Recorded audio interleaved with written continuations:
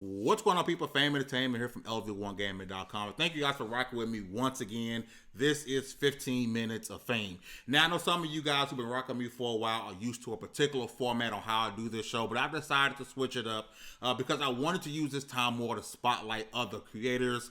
Because there's a lot of people out there who are super dope at what they do, and I think sometimes they maybe need to get in front of a different audience to kind of spread their wings and get more people to see how awesome they really are. So for the very first episode of 15 Minutes of Fame, the new format, I have one of the writers at LV1Gaming.com. He's also a Twitch streamer.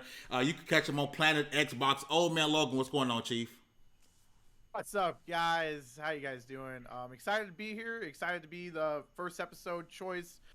Excited, been happy being part of the Level 1 Gaming family. It's been a blast hanging out with you guys, writing good articles, stuff like that, just talking, enjoying life. Just got done with the holidays and the brand new year for 2022, so hopefully things are looking good for everybody out there. So, Mr. Logan here, OleMannLogan here, will have his 15 minutes of fame, his 15 minutes in the spotlight. If you guys have already read the title, you guys know what he's about to go in on. But in the great words of Demigod Reviews, cue the music. For 15 minutes of fame, I can settle for being ordinary, but nobody remembers the ordinary. It's the ones who live forever. Trendsetters, trendsetters.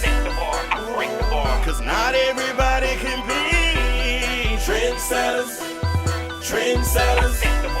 Break the bar. It's the only way I gotta be. All right, now the clock is started. 15 minutes on the clock. OleMannLogan, Resi 4. So, my topic that I want to have a little bit of rant, a little bit of talk with you guys is why I find Resident Evil 4 to be my top all-time favorite game out there. No matter what you say to me, nothing can beat it. It is, I know that's a pretty high standard. I know a lot of people have different opinions and love tons of other games. But Resident Evil 4 is a game that has stuck with me from the time that it's released on the GameCube to still today. I'll go back and play through it every once in a while, and I'll continue playing Resident Evil 4 with whatever platforms they ever come out, because it's just that great of a game. It is. That I don't care. I can go through and play that game over and over and over and never get tired of it. And there's a lot of reasons why.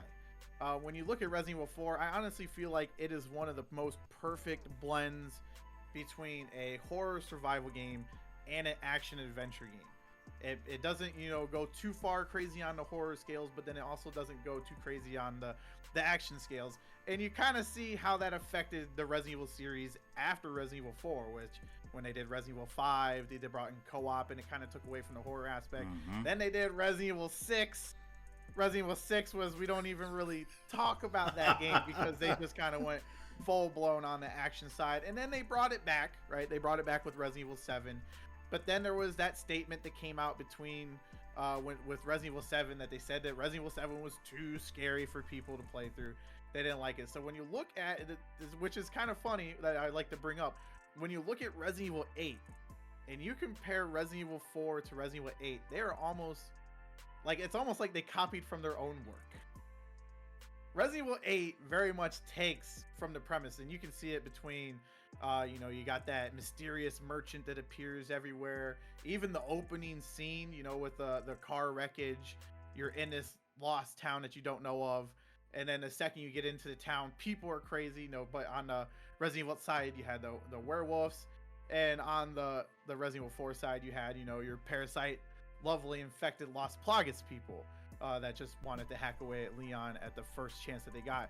So it's kind of crazy that's the one thing that I like about Resident Evil 4 is like it is that perfect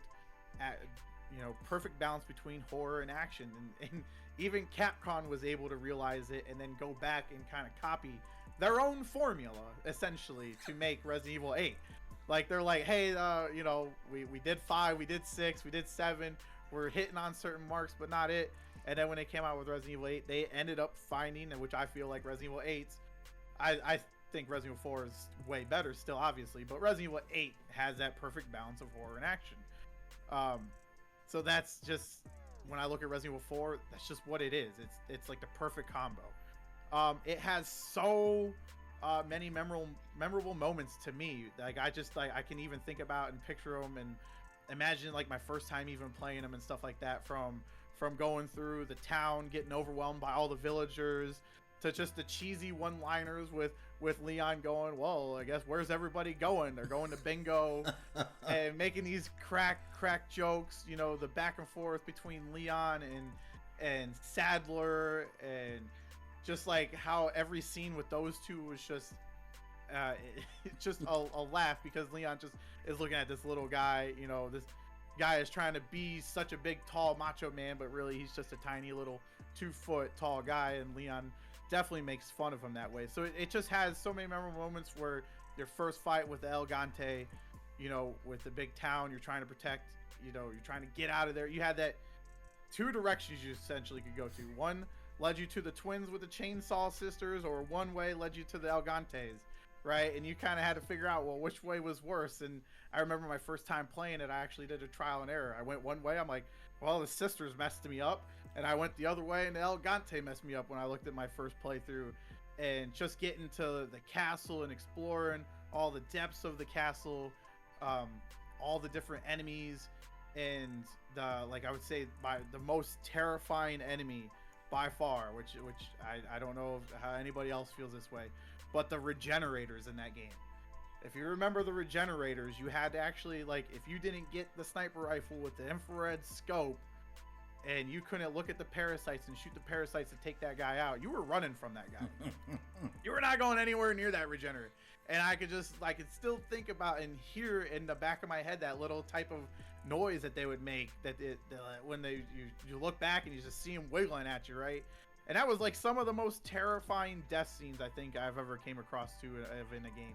I remember one of the death scenes, if you got too low on health, the regenerators would literally pull you into them with their spikes, right? Pull you into them. That was always a good time. The chainsaws, getting your heads cut off from the chainsaws. Oh, it's just, there's so many memorable things in that game. Now, Logan, can I ask you this question? Yeah, what's up? I want you to clarify. Are you saying Resi 4 is the best Resi? Is your favorite Resi, or this is the best game? Period. This is my favorite game. Period. Period. Period. Wow. Period. I only brought up like the other Resident Evils and stuff like that because just to kind of show how they themselves, you know, were trying to find that balance, right, of horror and action.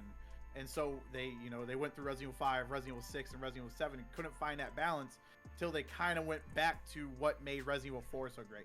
So that's the only reason why I brought up those ones. Mm-hmm. Is just because even Capcom themselves can acknowledge how great their own game was.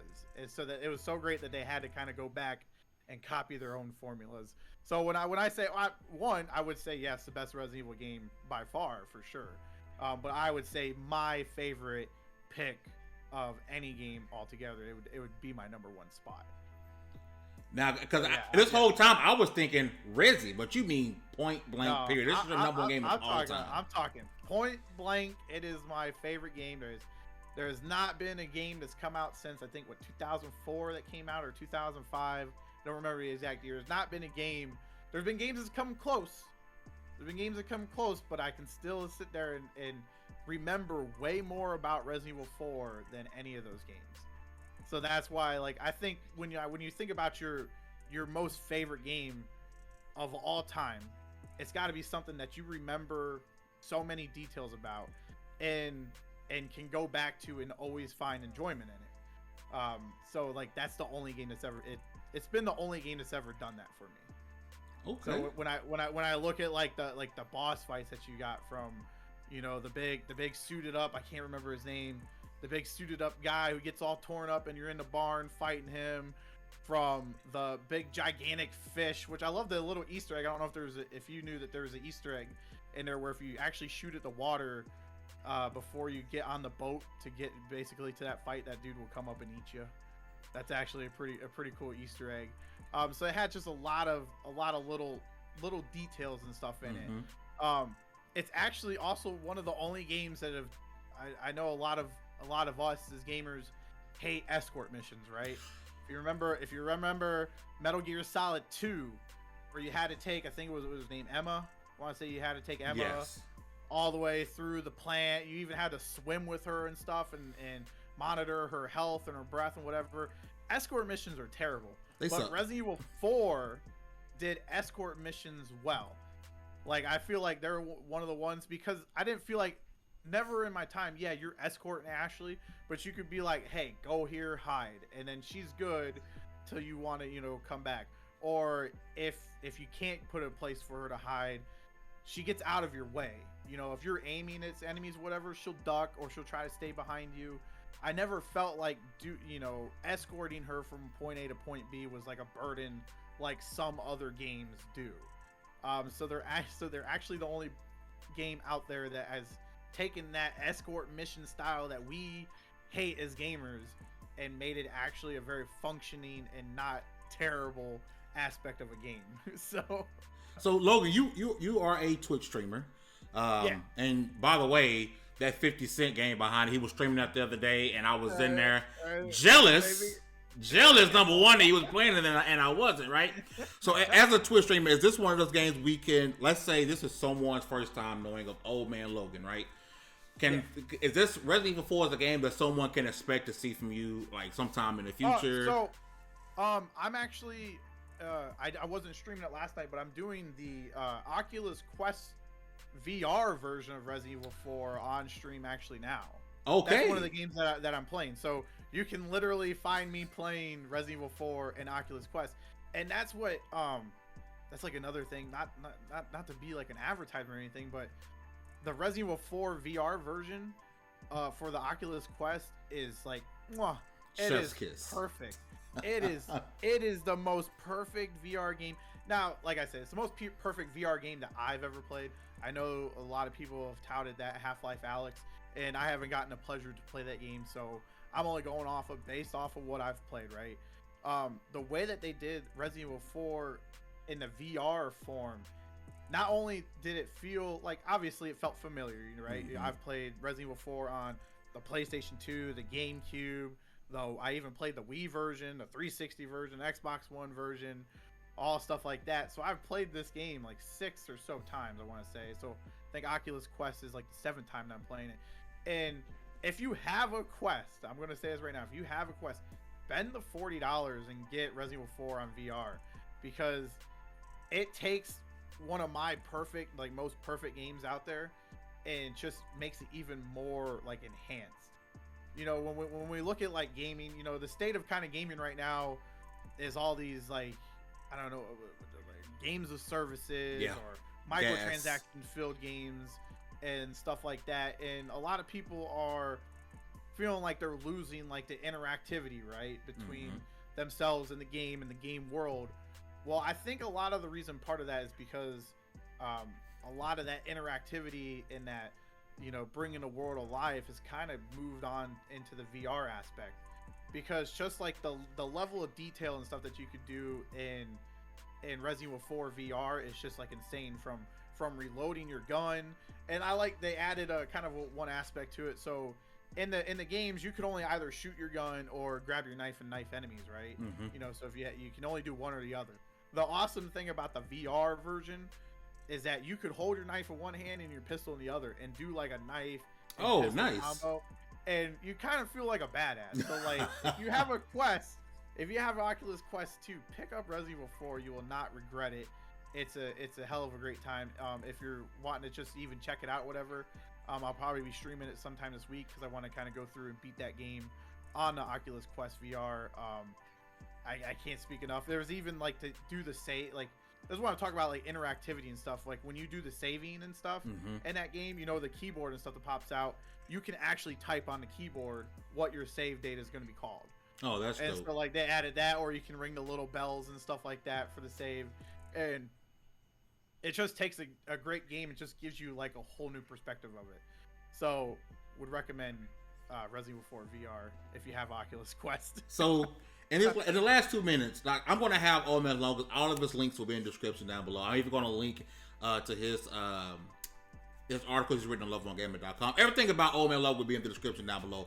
But in these last 2 minutes, OleMannLogan, someone sees this today and said, I want to check this guy out. What is the one thing you would immediately point to when someone wants to know who this guy is? What do you mean? Like as a gamer, like what can I expect if I go into an Old Man Logan stream? What kind of personality am I getting?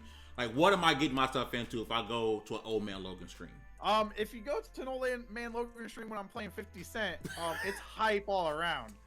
This game is hype, so it's just about the setting of the game that I'm playing. Cause like this had me hyped up from the soundtrack to the gameplay and stuff like that. I try to keep things livelihood. I play a lot of games with my wife. She's my wonderful co-op partner that's usually over at the desk. She's not there right now, but she's over at the desk next to me. So when we're playing Halo and stuff, we're hooting and hollering, having a good old time. So trying to keep the energy going when we're playing co-op games. I like to play a variety of stuff. So if you're not set on one particular, I'm not like a Fortnite streamer or Warzone or whatever. Like I like to play a variety because I love video games. Mm-hmm. I have an endless amount of backlogs that I'm working through, which I do have an article that I worked on today about how to help lessen your backlog that hopefully I'll be getting put out this week as well. So I'm working through a lot of, like, that's kind of one of the things that's kind of I wanted to push this year with streaming and stuff is like streaming through my backlog and trying to make fun of make fun and light to that kind of content, because we are all bogged down by that.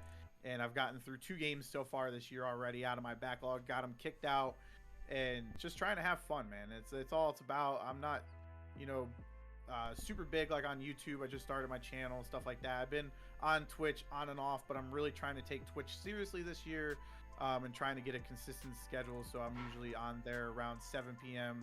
Eastern Standard Time if you're in that time zone. So be happy to come on, check me out. Love to have you guys here.